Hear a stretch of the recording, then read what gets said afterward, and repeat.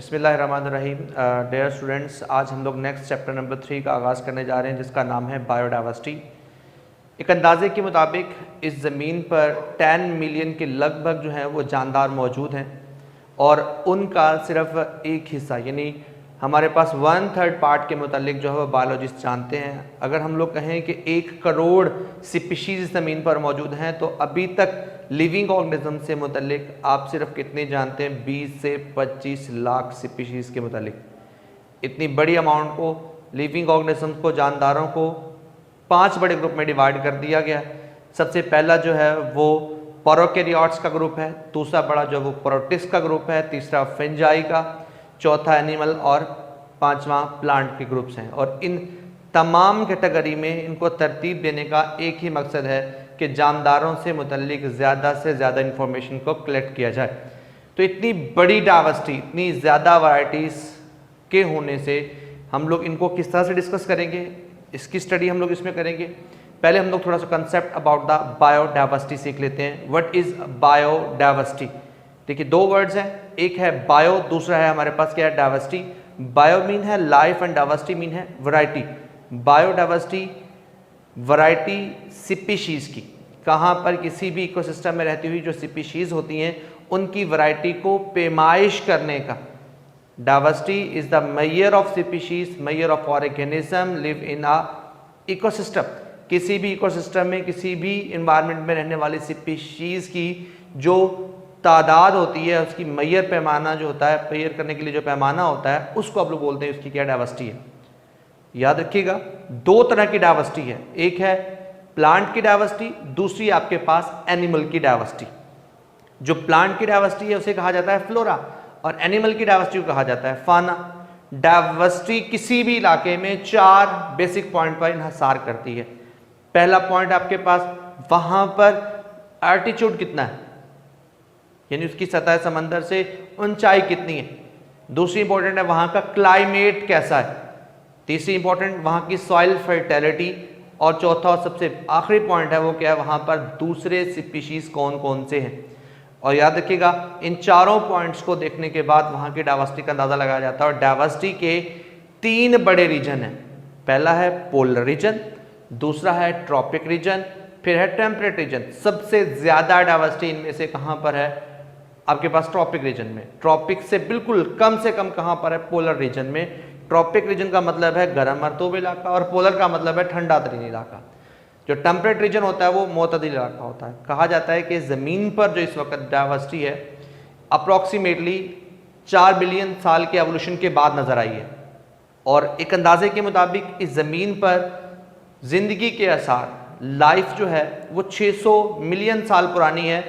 और उस वक्त जो जानदार थे वो सिर्फ नॉर्मली एक बैक्टीरिया और अमेबा के जैसे थे।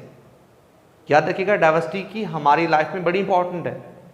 डाइवर्सिटी की हमारी लाइफ में क्या इंपॉर्टेंट है? सबसे पहली चीज़, डाइवर्सिटी हमें खुराक देती है, एक बहुत बड़ी अमाउंट डायरेक्टली या इनडायरेक्टली आप लोग प्लांट या एनिमल से अपने लिए हासिल करते हैं। दूसरी इंपॉर्टेंट क्या है जी, बहुत बड़े जो हमारे पास इंडस्ट्रियल मटेरियल होते हैं जिसमें रेजन्स, गम्स, एडहेसिव चीज़ें, इन सब चीज़ों को आप लोग कहाँ से? डायरेक्टली प्लांट से ऑब्टेन करते हैं और इंडस्ट्रीज़ में यूज़ करते हैं। तीसरा बड़ा इसका क्या फ़ायदा है कि जो हमारी केमिस्ट्री है फ़िज़ा की, इन्वायरमेंट की केमिस्ट्री को मेंटेन करना भी डाइवर्सिटी की हमारे पास क्या रिस्पॉन्सिबिलिटी है। चौथा और सबसे आखिरी पॉइंट है कि किस तरीके से रिसाइकल करना है, किस तरीके से मेंटेन करना है इस ज़मीन पर सॉइल की फर्टिलिटी को, ताकि न्यूट्रिएंट की रिसाइकलिंग का प्रोसेस भी किसकी रिस्पॉन्सिबिलिटी है? इसी डाइवर्सिटी की रिस्पॉन्सिबिलिटी है। बताते जाएं कि जो हमारे पास क्लासिफिकेशन का मैकेनिज्म बनाया, इतनी बड़ी डाइवर्सिटी को क्यों कर बनाया गया। आपने देखा, आपको बताया गया है कि एक्सपेक्टेड जो है वो 10 मिलियन लिविंग ऑर्गेनिजम्स हैं। उनमें से कहा जाता है जी 0.5 मिलियन जो है वो प्लांट्स हैं। जो उसमें से बाकी बचते हैं वो हमारे पास है 1.5 मिलियन एनिमल्स हैं। इतनी बड़ी तादाद, इसका मतलब है 2.0 मिलियन। अप्रॉक्सीमेटली कितने बनते हैं हमारे पास? 20 लाख किस्म के जानदार। इतनी बड़ी वैरायटी के जो जानदार हैं उनका वे ऑफ लिविंग भी डिफरेंट है। अगर हम लोग बात करते हैं उनके वे ऑफ लिविंग की, तो वो याद रखिएगा, उसमें इंपॉर्टेंट ये है कि कुछ उनमें से क्या है, समंदरों में रहते हैं, कुछ ऐसे हैं जो ज़मीन पर रहते हैं, कुछ ऐसे हैं जो चलते हैं, कुछ ऐसे हैं जो उड़ते हैं और कुछ ऐसे भी हैं जो स्टेशनरी रहते हैं। तो ये हमारे पास इन सब लिविंग ऑर्गेनिज्म का अपना अपना जो है लाइफ गुजारने का तरीकाकार है। कुछ क्या करते हैं जी, हमारे लिए खुराक किस तरीके से और तरीके से ऑब्टेन करते हैं, उनकी रिप्रोडक्शन का मैकेनिज्म और है। कोई अपनी खुराक के लिए किस तरह मूवमेंट करते हैं, कोई अपनी खुराक के लिए किसी और तरीके से मूवमेंट करता है। तो इसी तरह से डिफरेंट मैकेनिज्म को यूज़ करने की वजह से हमें लगता है कि लिविंग ऑर्गेनिजम्स के बीच बहुत सारी कन्फ्यूजन। इस कन्फ्यूजन को ख़त्म करने के लिए उन्होंने क्या किया, जानदारों को क्लासीफाई किया। तो हमारे पास एम क्या है लिविंग ऑर्गेनिज्म को क्लासीफाई करने के? दो ही एम है। एक, सिमिलैरिटी डिफरेंसेस को अलग कर देंगे, दूसरा उनमें एवोल्यूशनरी रिलेशनशिप को भी फाइंड आउट करना है। इसके लिए बायोलॉजी में दो ब्रांचेस हैं। एक है हमारे पास है टेक्सोनोमी। टेक्सोनोमी क्या है? Taxonomy is the branch of biology that deal about the classification and naming only. अगर क्लासिफिकेशन और नेमिंग के साथ साथ आप क्या करने जा रहे हैं, एक्स्ट्रा में किसको निकालने जा रहे हैं? एवोल्यूशनरी रिलेशनशिप को निकालने के जा रहे हैं, इर्तकाई रिश्ते को निकालने की कोशिश कर रहे हैं, कौन सा लिविंग ऑर्गेनिज्म कहां से इवॉल्व हुआ। तो ये हमारे पास क्या आएगा? सिस्टेमैटिक्स। तो ये दोनों ब्रांचेस कोरिलेटेड हैं। अगर आप जस्ट नेमिंग क्लासिफिकेशन को डिस्कस करेंगे तो टेक्सोनोमी होगा, और अगर आपके करेंगे उसके साथ साथ एवोल्यूशनरी रिलेशनशिप को निकालेंगे तो वो आपके पास क्या बन जाएगा? वो होगा आपके पास सिस्टेमैटिक्स। तो दो बन गए आपके पास बेसिक है, एक डिफरेंसेस और सिमिलरिटीज को क्लियर करना, दूसरा हमारे पास क्या है? एवोल्यूशनरी रिलेशनशिप को अलग से करना। बेसिक प्रिंसिपल क्या है कि इन बातों को देखकर आप लोग क्या करते हैं? लिविंग ऑर्गेनिजम्स को क्लासीफाई करते हैं।